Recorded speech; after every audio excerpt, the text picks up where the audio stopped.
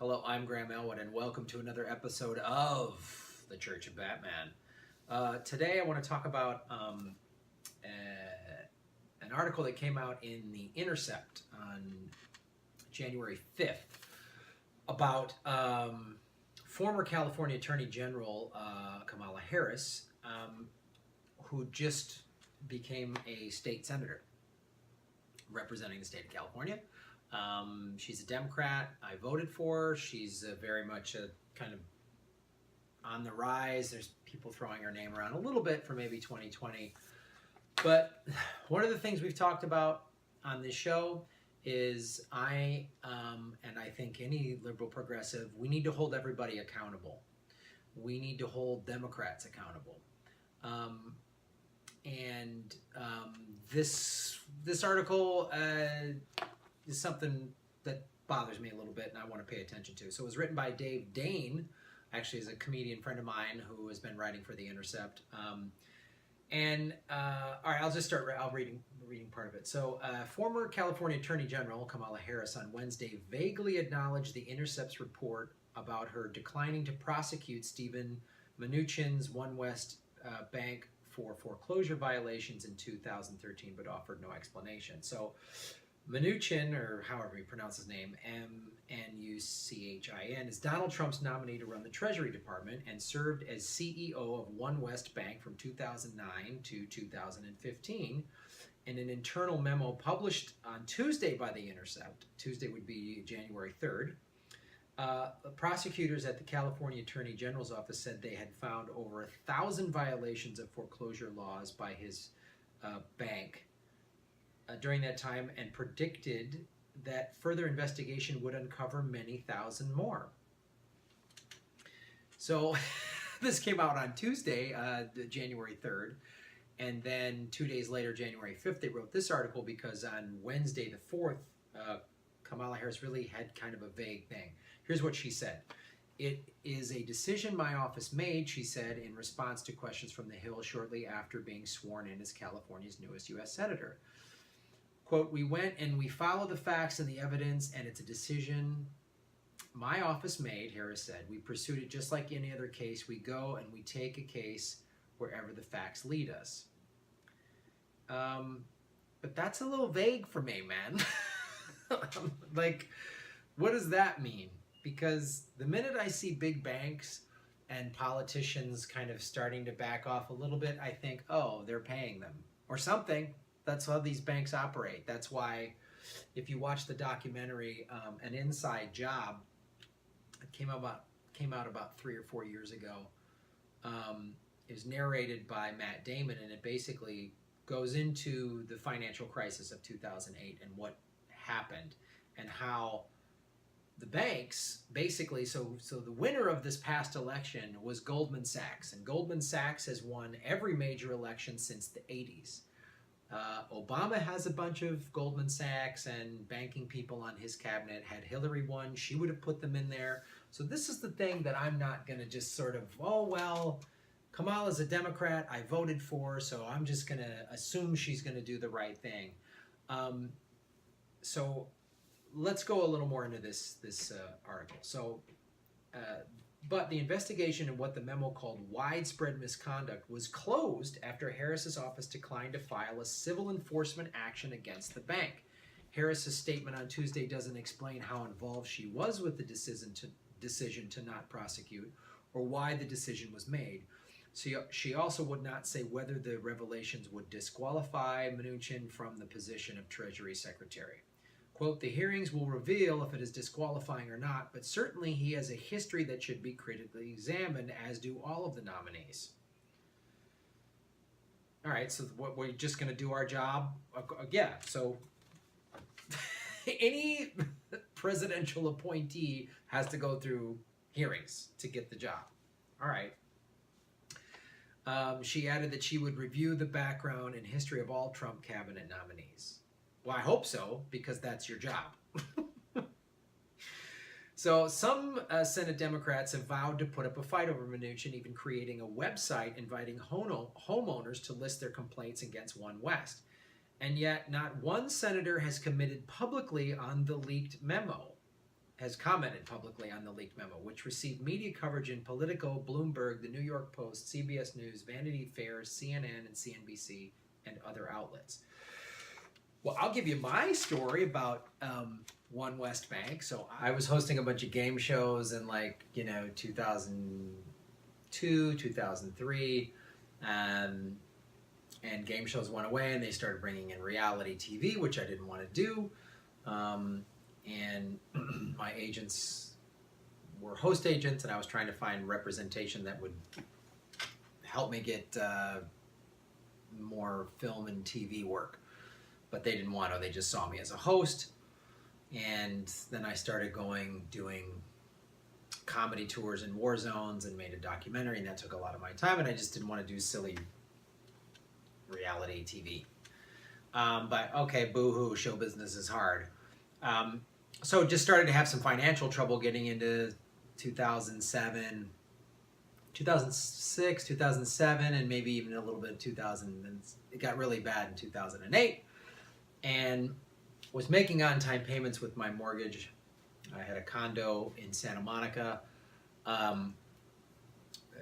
which is a little beach town that's sort of a suburb of Los Angeles, and it was cool. I took my TV money and put it in that. This was going to be my retirement, and started to have trouble and was starting to fall, paying my mortgage later and later in the month. And I had good credit at the time, and they were like, as long as you're not paying after 30 days, if you're more than 30 days late, then it really hits your credit score.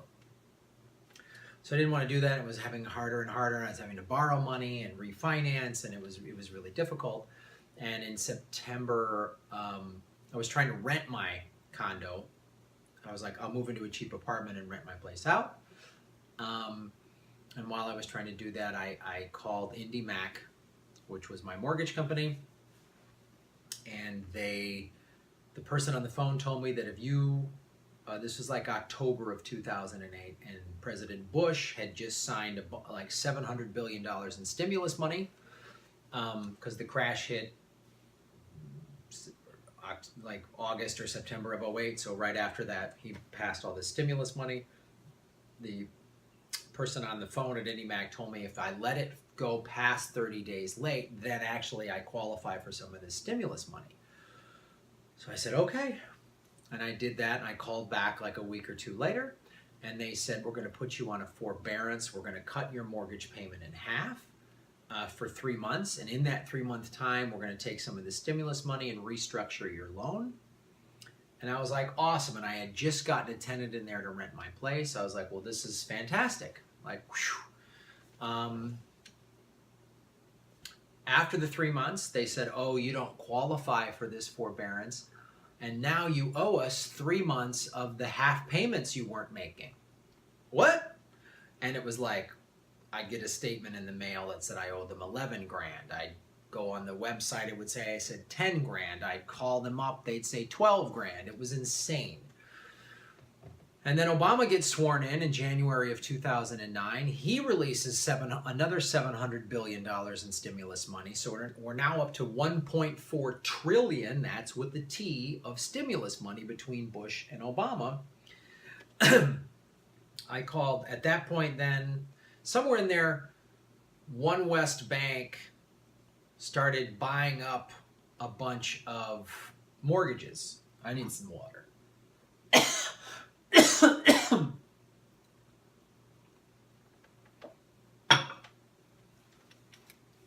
Somewhere in there, One West Bank started buying up what they were calling toxic loans, people who had fallen behind, such as myself.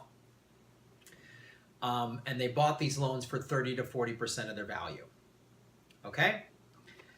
Oh boy. And so I then, when I was told, oh, you're behind, so then I had a tenant in there and I was making on-time payments. So even when the payment went back up to the full payment, when they said the forbearance didn't count anymore, I was like, well, I'm making payments, but they're like, you still owe us this 10 to 12 grand, whatever. And I couldn't get a straight answer from anybody because it was just chaos at the banks and mortgage companies at that time. So then another person said, well, Obama just got sworn in and he's releasing a bunch of stimulus money. And this was like late February. And they did the same thing. Fill out all this paperwork, tell us your situation, and we'll reduce. And they again, almost cut it in half, probably like 40-some%. They took off my payment. So I made my payment a lot lower, and they said, we're going to restructure your loan. Same thing. In 3 months, they did the same thing again. Oh, you don't qualify. So now you have 6 months of making half payments. So it was like now at this point, it's like 20-some grand. I don't have 20 grand.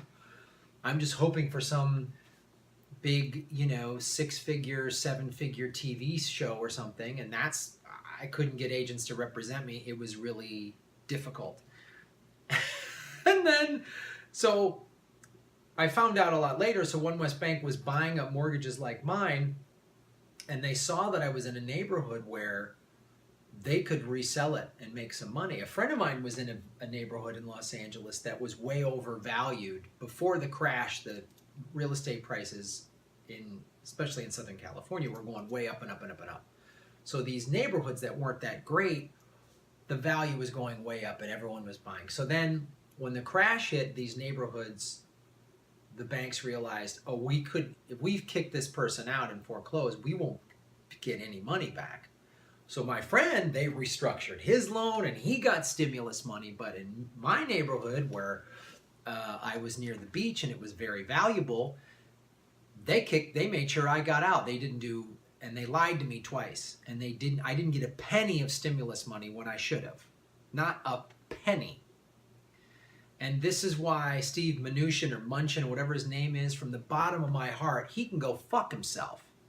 Fuck him and all these banking assholes. And honestly, this is why I'm fed up, why I'm a liberal progressive, but I'm not a Democrat. Because Obama didn't put any of these guys in jail. Bush certainly didn't put any of these guys in jail. I doubt Hillary would have put any of these guys in jail. So when I hear about Kamala Harris, another representative that I vote for, she's just kind of vague, like, well, we didn't prosecute, and we'll hope all the evidence. No, man, you need to go after this guy. And I applaud the Intercept for for making this happen. And the Intercept has reached out to over a half a dozen Senate Democratic offices, including those of Minority Leader Chuck Schumer. Chuck Schumer sucks. He's another Democrat we need to get rid of. And leading Mnuchin critics Bernie Sanders and Elizabeth Warren receiving no response. Come on, Bernie and Elizabeth. Get after it. Senator Tammy Baldwin, a Democrat from Wisconsin, retweeted the story, as did the Twitter account of the Democratic National Committee. But another DNC tweet just hours later hinted at the bind Democrats are in when it comes to using the information against Mnuchin. That tweet praised Harris's swearing in. Her decision not to prosecute may make her new colleagues wary of pursuing it. This is bullshit. And when I talked about in an earlier video about that, how liberals need to use the Tea Party's playbook, not their crazy rhetoric, but here's one of the things the Tea Party did. They held their representatives accountable. So if you're living in a district and you're represented by like a Republican, call that Republican. Because like if you're living in California and you call someone in Texas or a representative in North Carolina, they don't care. They only care about people in their district. So regardless of whether your representative is a Republican or a Democrat or independent, whatever, you call them up because their biggest fear is not getting reelected. And you let them know, yeah, this might be a Republican district, but I'm a Democrat or I'm a liberal inside of that district, and I'm going to hold you accountable. And this is the other thing the Tea Party did. If you're living in a Democratic district, like I'm in baby blue California, Kamala Harris is a Democrat and she represents me, you call them up and you say, hey, I voted for you. You better stick true to liberal progressive ideas and don't buckle over to the banks and whoever else. This is the biggest point I need to make here. We're all asking ourselves, what do I do? So I went to the website, harris.senate.gov, Kamala Harris's new website, and I wrote an email and I explained my situation. I said, I voted for you. I'm glad that you won. And I said, explained everything I just told you guys, how I got scammed and pushed into foreclosure and didn't get any stimulus money. Now, Kamala Harris, when she was governor of the state of California, found $20 billion to help homeowners. Again, I didn't get a penny of that shit. Why do you think I'm doing YouTube videos in my goddamn kitchen? And I said, you know, and this was all done, the banks did this with taxpayer money. Our tax money did this. And Obama and Bush let this happen. And people like Nancy Pelosi and Chuck Schumer and Harry Reid and Hillary Clinton, they all just kind of let it happen or got paid from it one way or the other. So I wrote to her, and at the end of my letter, I said, if you ever want me to vote for you again, you need to punish people like Mnuchin and give the evil banks and the evil banks that they run. Sincerely, a liberal progressive that is not going to let Democrats off the hook anymore. I'm sorry, I'm not. And I applaud the Intercept for going after this. And of course, a spokesperson for Mnuchin, Barney Keller, called it meritless. And he said, memos like this belong in the garbage, not the news, Keller said. Yeah, fuck you, Keller, you asshole. You work for the evil. You work for the evil empire. So, you know, there's some organizations doing some good stuff, like California Reinvestment Coalition followed that up on Thursday by asking OneWest to release the obstructive evidence, which involved loan files held by third party, then known as Lender Processing Services. It's now called Black Knight Financial Services. Jesus Christ, I'm sure fucking Dick Cheney has ownership of that. That's something the Senate Finance Committee should ask him for prior to scheduling the hearing with them, said Paula Gonzalez, Executive Director of California Reinvestment Coalition. Anyway, this article, this is the kind of stuff I'm going to be paying attention to, and we all should be paying attention to. I'm not going to just hope that someone I vote for goes to D.C. and I hope they do the right thing. I'm going to follow them every step of the way and make sure they do the right thing. And you should too. Find out who your representative is, whether you voted for them or not, and let them know, because here's what they do. In addition to needing votes, they don't want bad press. This is bad press. This is not good for Kamala Harris, right? She wants to be there in 2020 to defeat Trump, right? Well, not with this crap, so hold her accountable. Thanks for watching. Right below this, click the thumbs up like button, and also subscribe and share this on social media if you like this. I really appreciate it. And follow me on Twitter at Graham Elwood. Thank you. This is Graham Elwood with the Church of Batman.